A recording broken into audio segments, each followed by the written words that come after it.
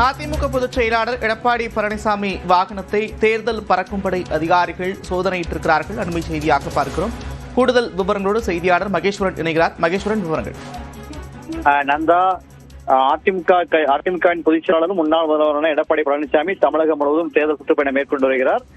இன்று தென்காசி மாவட்டம் கடையநல்லூரில் தேசிய ஜனநாயக கூட்டணி வேட்பாளரை ஆதரித்து பிரச்சாரம் முடித்துவிட்டு அங்கிருந்து தூத்துக்குடி மாவட்டம் கழுகுமலையில் முன்னாள் அமைச்சர் கடம்பூர் தேராஜை ஆதரித்து பேசுவதற்காக தனது வாகனத்தில் வந்து கொண்டிருந்தார். அப்போது கழுகுமலை அருகே உள்ள கரட்டுமலை பகுதிக்கு வந்தபோது அங்கிருந்த தேர்தல் பறக்கும் படையினர் அவருடைய வாகனத்தை சோதனையிட வேண்டும் என்று அவரிடம் கேட்டனர். அதற்கு அவரும் சம்மதித்து மட்டுமின்றி அவங்களுக்கு முழு ஒத்துழைப்பு கொடுத்தார். இதையடுத்து தேர்தல் பறக்கும் படையினர் அவருடைய வாகனத்துடைய பகுதியில் சோதனையிட்டனர். அதில் எதுவும் கிடைக்கவில்லை என்று வந்து அவருடைய வாகனத்தை செல்வதற்கு அனுமதித்தனர். இதையடுத்து அவரும் வந்து அவருக்கு நன்றி தெரிவித்து தன்னுடைய வாகனத்தில் வந்து கழுகுமலை பிரச்சாரத்திற்கு சென்றார். இப்போது கழுகுமலை பிரச்சாரத்தை முடித்து தற்போது தூத்துக்குடி மன்ற கோயில்பேட்டில் தன்னுடைய பிரச்சாரத்தை தொடர்ந்து வருகிறார். நன்றி மகேஸ்வரன், விவரங்களுக்கு.